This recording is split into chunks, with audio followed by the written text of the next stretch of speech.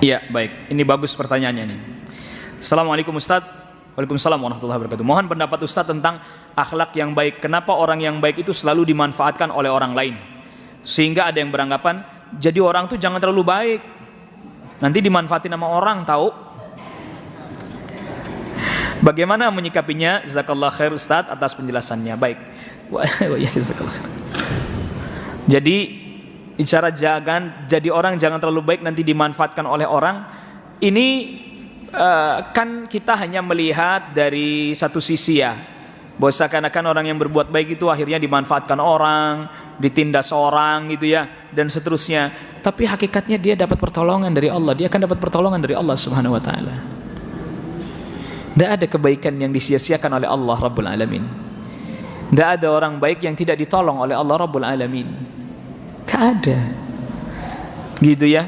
Ada orang baik misalnya begini, ya sudahlah, maafin aja nggak apa-apa. Wah, Anda sih terlalu baik, makanya diinjek-injek orang tuh, nggak dianggap orang dan seterusnya.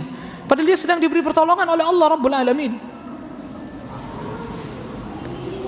Karena begini, ketika kita menghadapi satu keadaan, kita satu hal yang harus ini, apakah benar yang kita bela itu Allah dan Rasulnya atau kebenaran, atau sebenarnya kita sedang bela diri kita sendiri? Itu yang agak sulit dideteksi itu.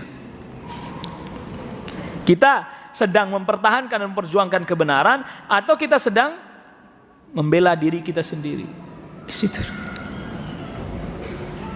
Makanya tadi ketika kita bilang jangan baik-baiklah nanti ditindas orang, itu kita lagi membelain kebenaran yang kita sedang perjuangkan, atau kita sedang membela diri kita sendiri? Di situ.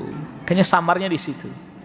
Pada satu ketika Syekh bin Baz itu ada orang mendebat beliau, bantah. Padahal tahu ilmunya di bawahnya, tapi Syekh nggak mau ngeladeni, tinggalkan dia. Ada muridnya, beliau tanya, Syekh kenapa nggak Anda bantah? Kalau Anda mau bantah dia, pasti Anda bisa, dan dia pasti tidak akan bisa membantah Anda lagi, karena dia tidak berilmu seperti Anda. Kata Syekh, saya khawatir saya melakukan itu dalam rangka membela kehormatan diri saya pribadi atau membela kebenaran. Masya Allah.